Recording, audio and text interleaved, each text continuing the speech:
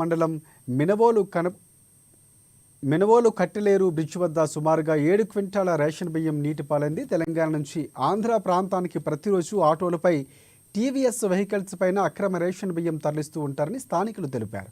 ఇటువంటి వారిపై పలుమార్లు రెవెన్యూ అధికారులకు పోలీసు సిబ్బందికి తెలిపిన చర్యలు తీసుకోవడం లేదని అన్నారు.